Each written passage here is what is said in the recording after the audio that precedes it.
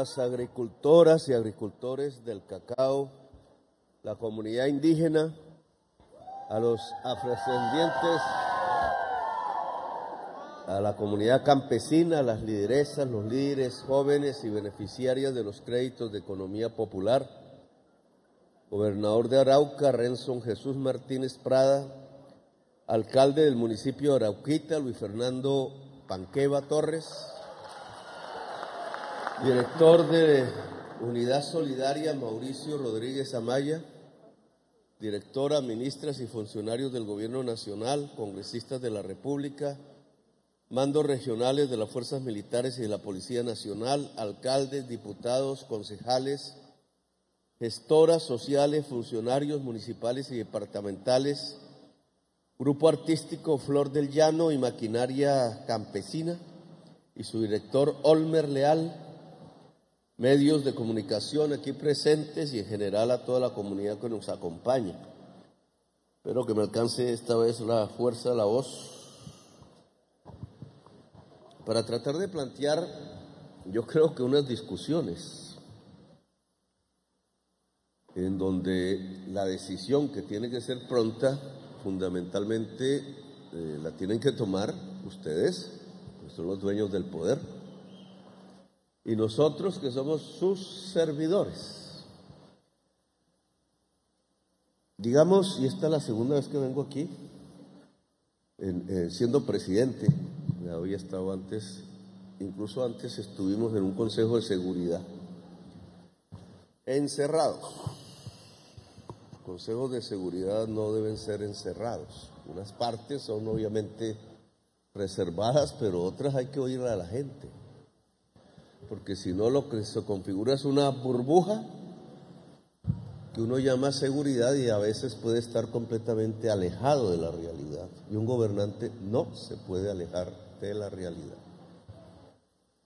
Muchos han estado fuera de este país, literalmente, y han hecho cosas que nada tienen que ver con este país, y por eso estamos como estamos. Digamos que aquí desde hace unos meses se ha iniciado un proceso que yo llamaría de paz, pero esa ya es una primera discusión. Se ha creído por nuestra propia historia, incluso por mi propia vida, que la paz consiste en hablar entre armados, entre el Estado y un grupo X, Y. En el tiempo ha variado las siglas.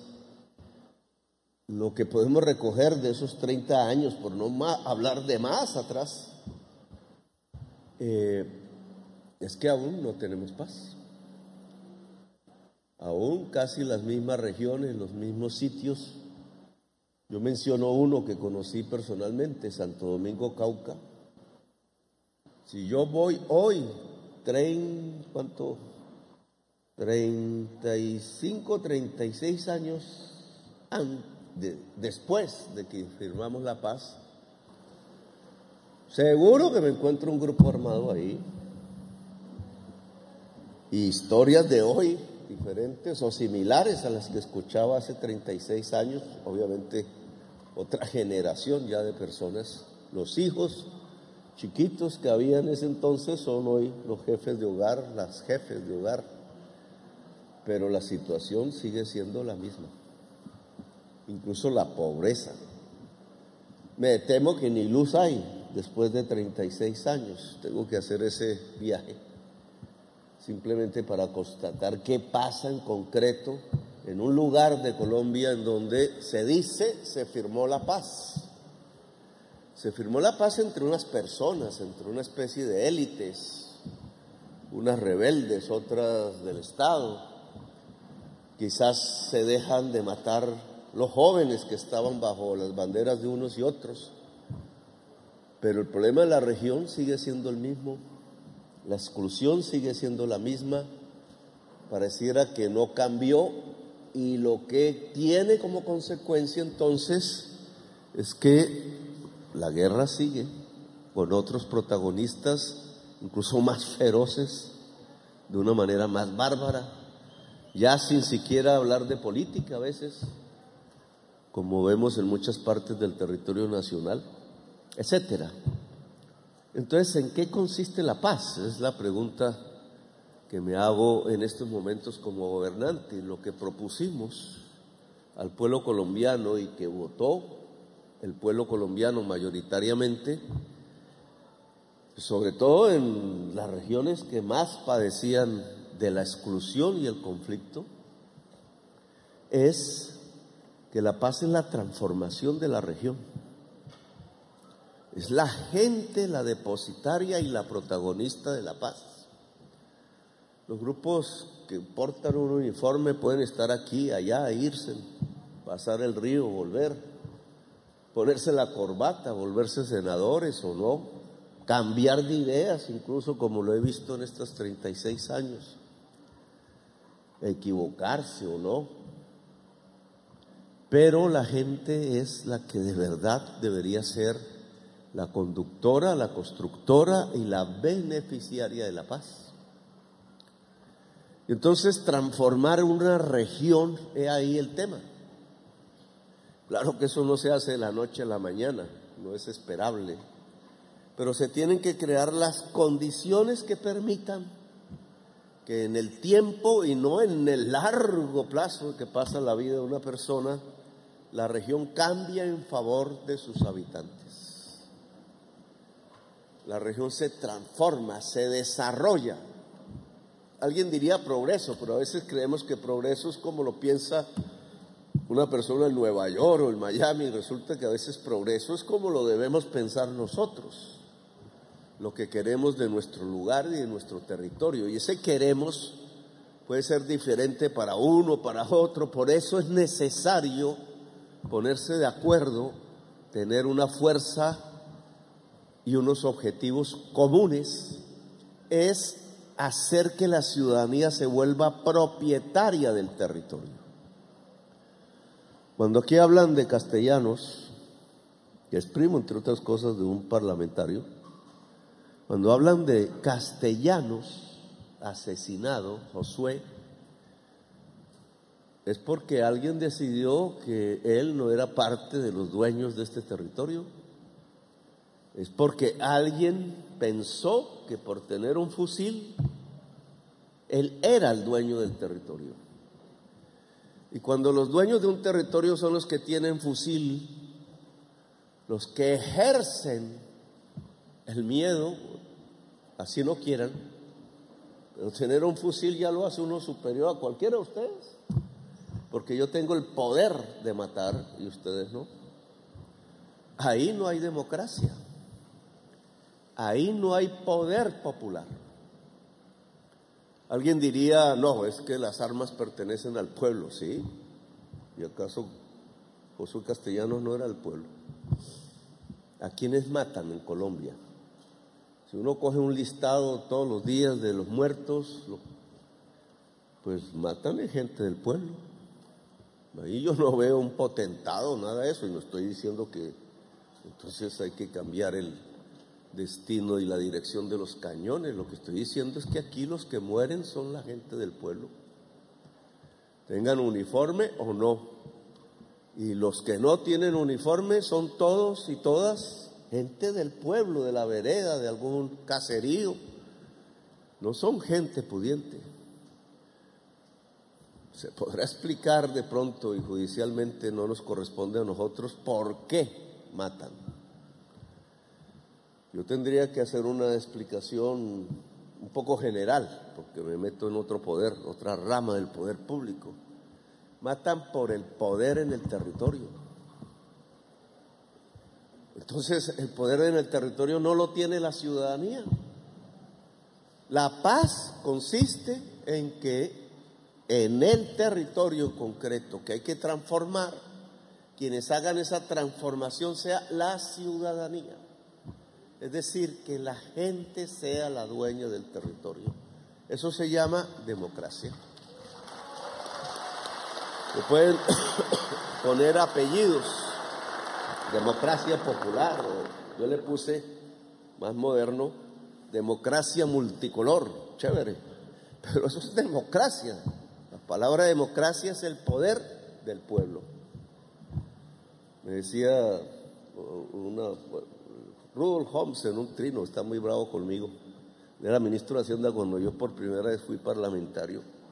Ellos entraron en el neoliberalismo a Colombia. Pero me decía, ¿qué es lo contrario de tecnocracia? Entonces escribió burocracia. Se le olvidó la palabra gracia, ¿qué significa? Ellos creen que cuando uno dice tecnocracia está hablando del técnico. Y entonces, que si el técnico no es, entonces es el que no tiene técnica. Una manera bastante atrasada de pensar. Porque tecnocracia no es el técnico, es el técnico al que se le entregó el poder. Y entonces decide por los demás. Con una inteligencia que puede ser corta porque los demás conjuntamente son más inteligentes, porque la inteligencia depende del colectivo de los cerebros humanos. Democracia es lo contrario de tecnocracia y de dictadura y de tiranía, del poder del que disparó sobre Josué Castellanos, que es un simple tirano. Cogió una técnica, un instrumento técnico que se llama fusil, que tiene una técnica para disparar, se la enseñaron, apuntó y mató. ¿Quién tiene el poder ahí? El tecnócrata. Porque es una persona que impuso la técnica de la muerte sobre la ciudadanía. La democracia es el poder de la ciudadanía. Que puede estar desarmada, no necesita de armas, pero es la que tiene que decidir sobre el territorio. Aquí en cierta forma estamos comenzando ese camino, no digo que esté terminado, comienza un diálogo territorial entre ustedes mismos. Son los primeros. ¿Y qué hacemos aquí? Ustedes son los que descubrieron que el cacao podría ser, para ponerme a la altura de esta reunión, que el cacao podría ser, seguro que en otros lugares el plátano, etcétera, que el trabajo, porque detrás del cacao, del plátano, del arroz, etcétera, lo que se ha mencionado del ganado, que ha sido todavía más anterior, lo que está es el trabajo humano. ¿Qué es lo que transforma entonces el territorio? El trabajo. Lo han dicho ustedes, es lo que nos plantean con todos los discursos que aquí hubo.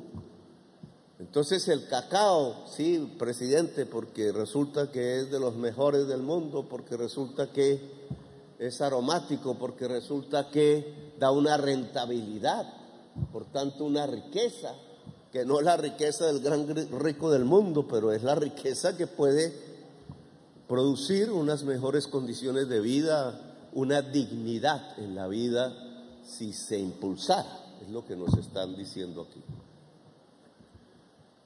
Y yo he recorrido otros lugares como Tumaco, como Nariño, y ayer mismo estábamos cerca de Medellín hablando de cómo extender el cacao. Lo que ustedes están diciendo no es mentira. El cacao es una planta de la zona tórrida, no se puede producir ni en el sur ni en el frío norte, se produce por acá. Los grandes reyes del cacao son los africanos, producen el 70% de la producción mundial. En el Amazonas suramericano fue donde se descubrió, pero sin embargo nosotros no somos los reyes del cacao. Producen más los ecuatorianos que nosotros. Nosotros tenemos un problema que hay que afrontar porque precisamente la ciencia, el desarrollo del pensamiento y del saber es para afrontar los problemas.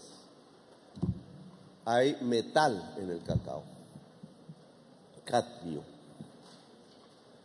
Por tanto, tenemos que descubrir, la verdad es que ayer hice la pregunta y me dijeron, no, ya eso está más o menos descubierto, cómo se reduce el cadmio, que hay que sembrar unas matas, que deberíamos hacer estudios de suelo, ministra, por favor, y entonces saber en dónde hay más cadmio que en otros, donde hay más cadmio, pues no sembrar, hacer otra cosa sobre el suelo, usarlo de otra manera, donde hay menos, pues aprovechar.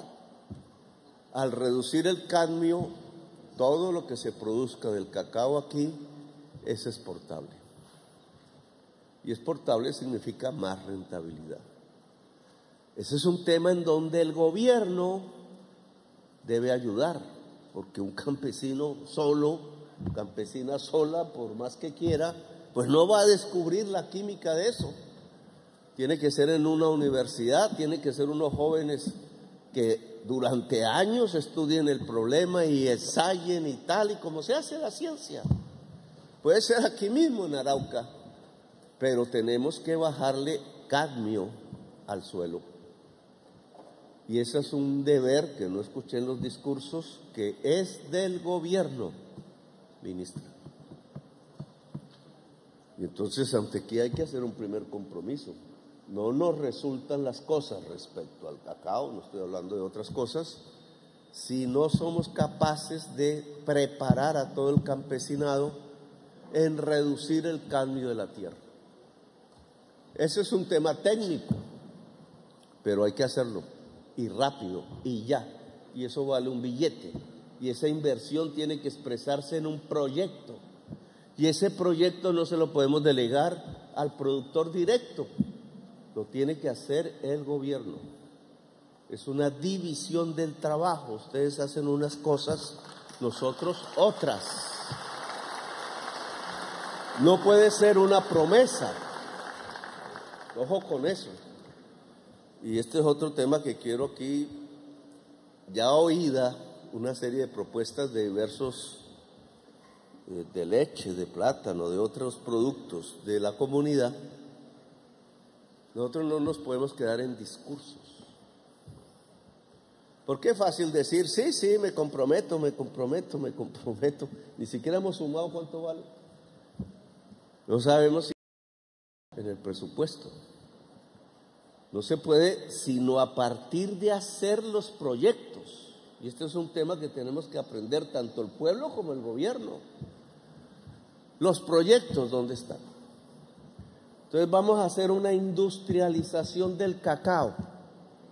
Es decir, volverlo a que hay, bueno, yo aprendí por ahí en la máquina de los de Nutresa, una máquina que es más grande que este recinto. Sí, que hay que quitarle la cáscara, que hay que partirlo, que se vuelve líquido, que se le quita la manteca y un poco de vainas, hasta que se vuelve la famosa chocolatina Jet que yo me comía de niño y llenaba el álbum. Y se puede hacer bizcochos, etcétera. Ahí se industrializa el cacao, se transforma y vale más. A eso los economistas le llaman el valor agregado, pero lo cierto es que si yo meto en transformación la materia prima y saco una serie de productos, que es como debió hacerse con el café antes, pues la persona que es propietaria tanto del insumo como de la industrialización se vuelve más rica. Si es una asociación cooperativa, pues la cooperativa se vuelve más rica. Por tanto, es cierta la propuesta que ustedes hacen de que debemos entrar a industrializar no solo el cacao, sino la leche, el plátano, etcétera. Los países adelantados en su agricultura lo que hacen es industrializar sus productos. Pero aquí vienen los bemoles, y es la discusión que quiero que establezcamos. Y no podemos quedarnos discutiendo, hay que tomar decisiones, porque si no, ahí pasa el gobierno y se acabó. Pues hay que elegir otro gobierno progresista, pero no debemos perder tiempo.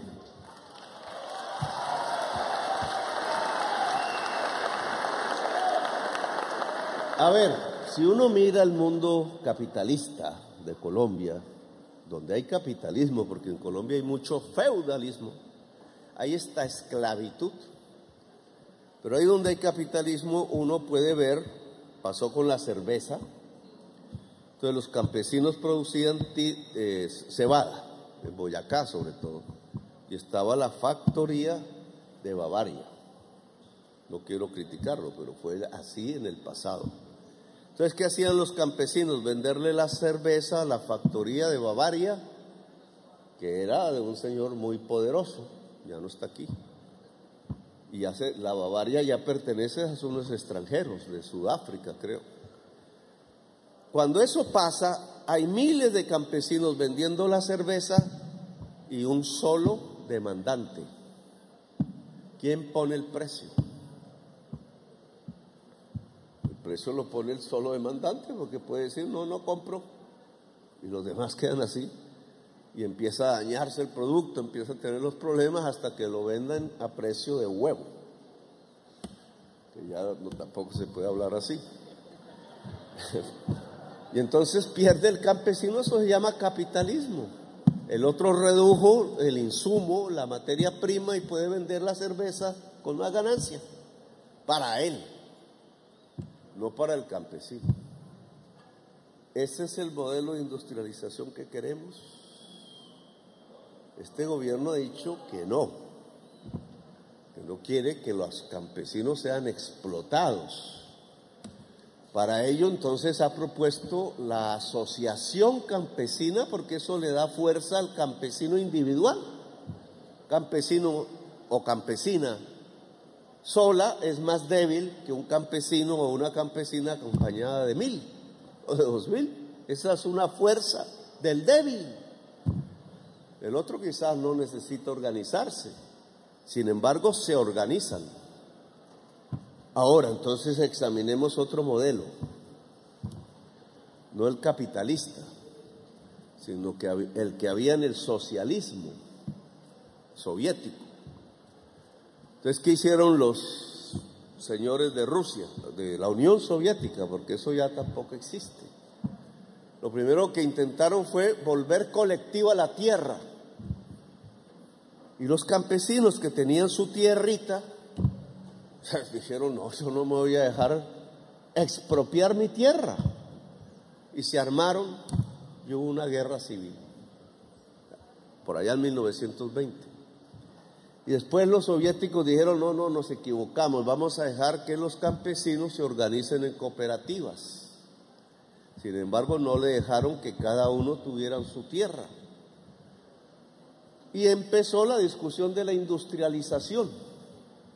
Este poco de maíz hay que volverlo productos elaborados, igual que hoy estamos discutiendo nosotros. ¿Y qué camino escogieron? Dijeron, como el socialismo es que el Estado sea dueño de los medios de producción, es decir, de las fábricas, de los tractores, entonces el Estado pone la plata, hace la fábrica, pero la ganancia va para el Estado, no para el campesino. El campesino se vuelve obrero y recibe obviamente un salario y hasta puede crecer en su nivel de vida, pero no es el dueño de la industrialización. La comunidad no es la dueña de la industrialización, es el Estado. ¿Qué le pasó a eso? Que pasaron unas décadas y el Estado no sabe hacer negocios. El Estado lo que sostiene es una burocracia, así como nosotros aquí. El Estado no sabe cuidar, sino que deja, con tal de que me paguen el sueldo, yo hago ahí, firmo un papel y digo que ya vigilé. Y las fábricas se fueron deteriorando hasta que llegó un momento que hasta el muro de Berlín se cayó. Todo esto es discutible, pero es lo que pasó hace poco. ¿Proponemos de nuevo eso? Es decir, proponemos que el gobierno ponga la plata, haga la fábrica y las fábricas son del Estado. Bueno, entonces tenemos que mirar otra forma de industrializarnos. Yo creo que eso hay que desmenuzarlo más, no es un discurso. Porque a mí me parece, también me puedo equivocar, la humanidad se ha equivocado varias veces, que aquí lo que funciona, o que funcionaría, llamémoslo así, porque hasta ahora estamos comenzando esto, es que ustedes produzcan la materia prima, en este caso el cacao, bajando el cadmio, y tenemos que ayudar. Fíjense en qué cosas tenemos que ayudar y en qué cosas ustedes son los que llenan realmente el contenido de esta propuesta. Como eso hay que industrializarlo, no se puede hacer en cada parcela, en cada finca. Hay que poner una factoría para hacer lo mismo que hace Nutresa. Y entonces hay que asociarse, pero en lugar de que sea un gran capitalista el dueño, primer modelo, o que sea el Estado el dueño, segundo modelo, tendrían que ser ustedes los dueños. Lo cual implica que la organización tiene que ser de tal calidad que no vayan a escoger un mal gerente aquí, una mala no sé qué, termine tumbando a todos. Este modelo ha funcionado en algunas partes y ahí son ejemplos. Por ejemplo, las lecherías de Nueva Zelanda. ¿Quiénes son los reyes de la leche en el mundo? Uno cree que un gran capitalista riquísimo por allá en París. No, son un poco de granjeros campesinos que viven entre las vacas, las ordeñan con técnicas modernas, las cuidan porque son sus vacas, no las dejan morir por ahí ahogadas, y tienen las pasteurizadoras y estas cosas de leche en polvo y de productos industriales, son ellos los dueños y son los reyes de la comercialización de la leche del mundo. Si esos señores entran al precio de ellos la leche a Colombia, no nos queda ni un lechero ni una lechera. Ese modelo es el que me parece podríamos aplicar en la región. Ahí hay una pregunta que hacerse. Y entonces, ¿de dónde sale la plata? Porque una factoría no nace por el Espíritu Santo. Todavía no he visto la primera. Una factoría es plata. A eso le llaman capital. ¿Sale de ustedes? ¿Tenemos plata para eso? Si sale del Estado, entonces la propiedad del Estado. Y volvemos al problema que mencionamos antes. O la pone el Banco Agrario y se paga el crédito de la producción, de la productividad durante los años que siguen, y queda en manos de ustedes. Como cuando uno compra una casa, solo que esto es una producción. Claro, hay unos riesgos, siempre. El solo hecho de yo hablar aquí o en cualquier lugar del país, pues es un riesgo para mí, quién sabe, loco por ahí. Pero hay que asumir los riesgos si se quiere vivir mejor. Y esto es un modelo diferente, ojo, porque ¿dónde estuvo aquí el discurso del gerente del Banco Agrario diciendo cuánto capital voy a poner del banco? Porque si esa plata no sale del banco, ¿de dónde va a salir? Y entonces no estoy criticando, pero entonces no es solo un microcrédito. Claro que le sirve a la señora, algo le va a servir. Pero esto no es un microcrédito. Si la procesadora esa en una primera etapa vale 15,000 millones, pues el Banco Agrario aquí tiene que comprometerse a poner 15,000 millones si ustedes se comprometen a tener una organización fuerte. Si lo hacemos mal, obviamente fracasamos y todo se derrumba, hasta el banco. Pero si lo hacemos bien, lo que tenemos entonces es una riqueza en la región, que si eso se llama la pasteurizadora, que si eso se llama la de plátanos, que eso se llama la chocolatería, porque ya no se llamaría cacao, sino chocolates de Arauca, y empiezan nuevos problemas. Entonces hay que saber más del chocolate, hay que saber más del plátano, hay que saber más de la agricultura, hay que saber más del clima, hay que saber más de las aguas, hay que saber más de las vías, hay que saber más de las máquinas, de la informática, porque ahora las máquinas se mueven es con software, como esta vaina, no con una palanca que uno mueve. Y aquí aparece de nuevo el Estado. Ya se me acabó la voz. Miren por qué.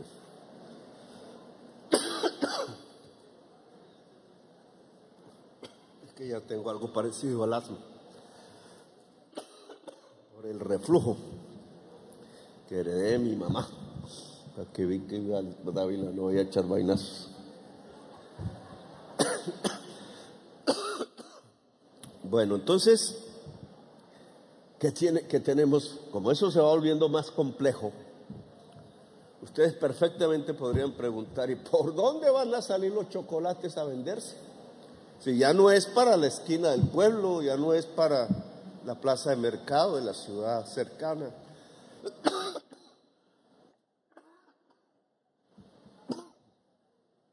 Ahora hay que exportar, hay que vender en Bogotá o en Bucaramanga o en Venezuela, que algún día se arreglará eso no es eterno, hay que solucionarlo lo más pronto posible. O sea, hay que tener vías, ¿cierto? Yo me inclinaría más por el ferrocarril, pero el ferrocarril lo dejaron atrasado hace como 80 años. El ferrocarril es más barato que la carretera y no contamina y lleva más y es más eficaz porque sale más barata la tonelada de carga. Pero son temas de discusión. Esta es tierra plana. En la tierra plana el ferrocarril es mejor. Pero son decisiones de ustedes. Hay que tener universidad. ¿Y dónde vamos a saber las cosas e investigar? Y entonces hay una agenda que ya no son ustedes, se podría, pero no son ustedes los que tienen que responder por hacer una universidad en la región. Debe ser el gobierno. Y eso implica no decir voy a hacer una universidad, ojo, esa costumbre política nuestra hay que cambiarla. No, este es el estudio arquitectónico para hacer la universidad y aquí está la plata. Y entonces ahí sí sabemos que se va a hacer una universidad, a menos que pase un desastre o algo, pero ahí sabemos que va a haber una universidad, no es un discurso. Hemos hablado de la Universidad de Saravena. Esa la discutimos hace 2 días incluso, o cuando estábamos en Urabá. Nosotros sí queremos esa que es.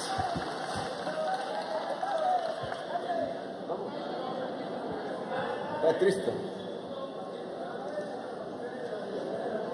Bueno, ustedes nos la van a presentar. Esto es hecho por ustedes. Un poco de profesores me dicen que han estudiado el tema, le han echado tiza, lo han pensado.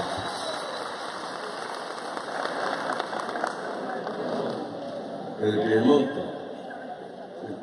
¿Por qué dijimos que Saravena? Porque ahí se cruzan 3 departamentos, todos con colegios de bachillerato y sin universidad. Es norte de Santander, Boyacá y Arauca. Eso tiene que ser una joya del saber, no es la única. Ustedes aquí ya tienen una facultad de cerca, etcétera.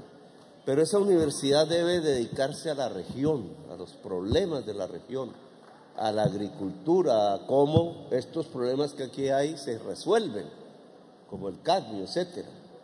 Entonces, esto tiene que ser un compromiso del gobierno, la universidad. Si la vía, no vamos a pensar en el ferrocarril, sino la que se ha pensado aquí, que le llaman, ¿cómo es la de Libertadores? La soberanía. Soberanía a los libertadores. Esa vía, por lo que he visto en el mapa, sube, o sea, no coge el plan, sino que sube precisamente por el Sarare, por Saravena, y se mete al norte de Santander, ahí cruza muy arriba, ahí hay un problema con el Ministerio del Ambiente, muy arriba, en los páramos, con la vía que de Bucaramanga va a la frontera, y cruza y se mete hacia el Magdalena Medio, viene a ser, ¿cierto? No me acuerdo en qué punto. Al meterse al Magdalena Medio, Arauca queda de la manera más cercana posible vinculada a toda la troncal que va hacia Santa Marta, hacia Bogotá, etcétera, la vía más central de Colombia. Ahí sí que hay ferrocarril, carretera, autopista, ahí se robaron la plata de la autopista, es la Ruta del Sol.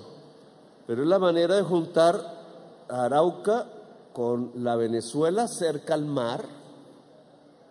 Esa es una visión que nunca hay que perder. Se necesita Venezuela en eso, pero es el lago de Maracaibo. Por tanto, el mar. Entonces es una Arauca cercana al mar si se hace la vía.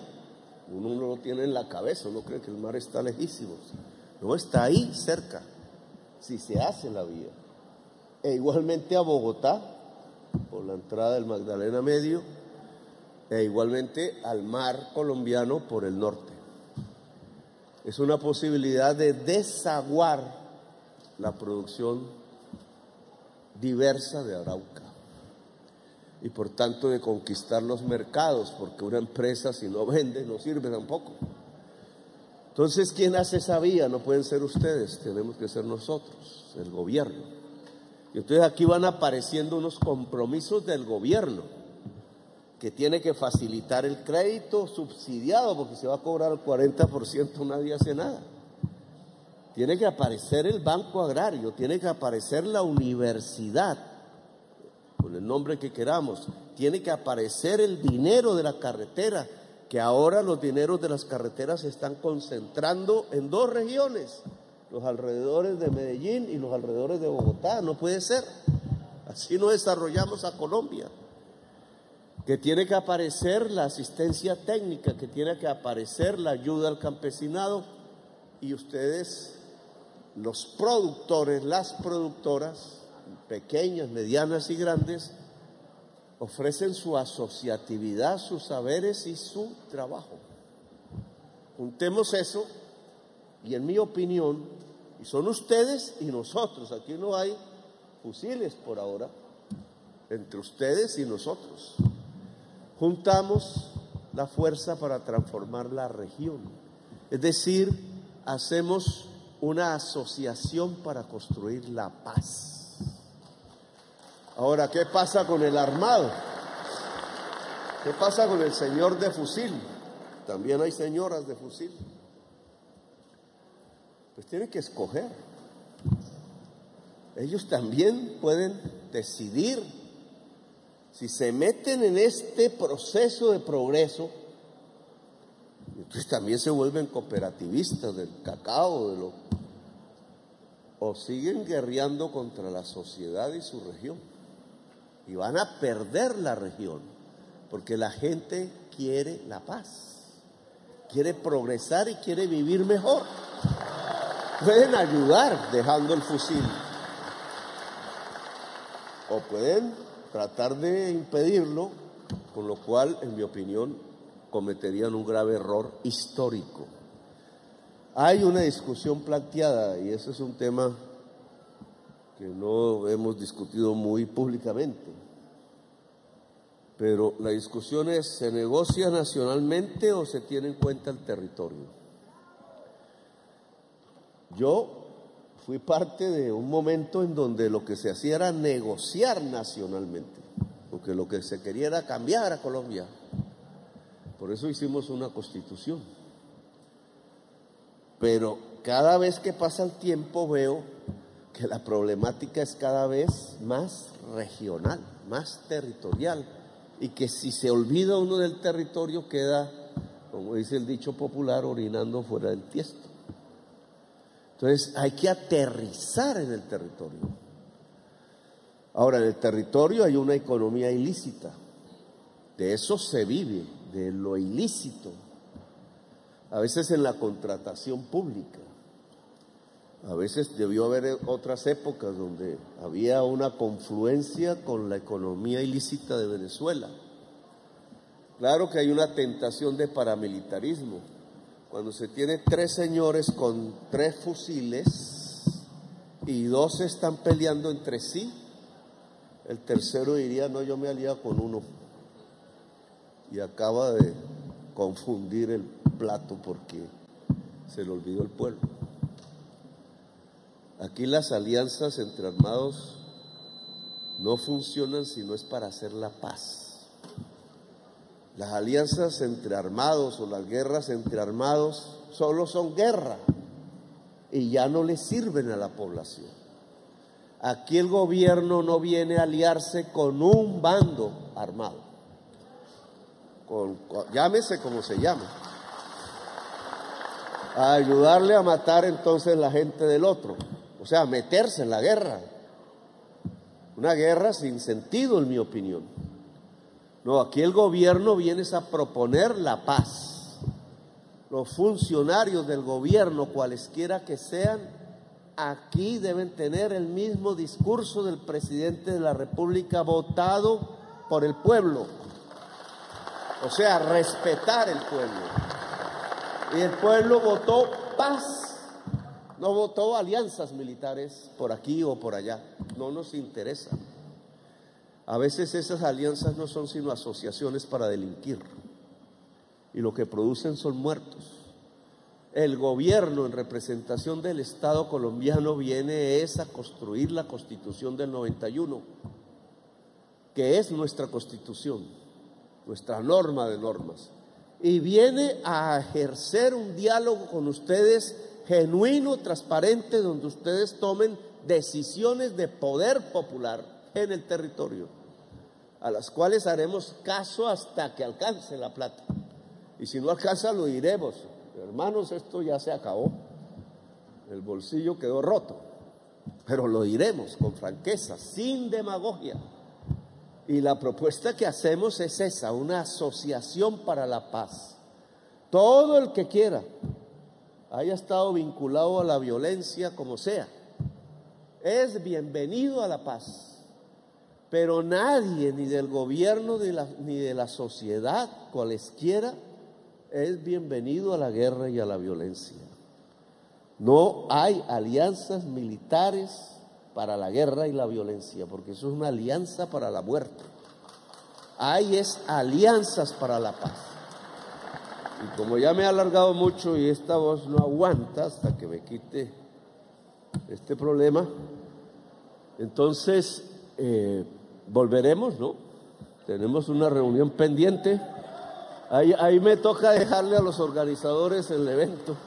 Tenemos una organización porque hay que plantear el tema de la universidad, hay que plantear el tema de la carretera, ver cómo se financia, y hay que plantear más, tomadas las decisiones por parte de ustedes, las asociaciones campesinas y productores, hay que plantear el camino de la industrialización con proyectos. Ya me dicen que hay uno en fase 3, el de la planta de plátano. ¿El cuál? El que peleaba José Castellanos, que es el plátano. Ese está para construir, para culminar. Bueno, ese es el primer, prácticamente el precursor del proceso, no puede ser el único. Pero el modelo financiero tiene que ser discutido, porque si queda en manos del Ministerio de Agricultura, no es por usted, ministra, sino porque ya sabemos qué pasa con las cosas del Ministerio de Agricultura. Una asociación departamental de productores de plátano. Bien, vamos a dejar en manos de los organizadores. Les agradezco que me hayan escuchado y me voy a sentar para escucharlos. Gracias.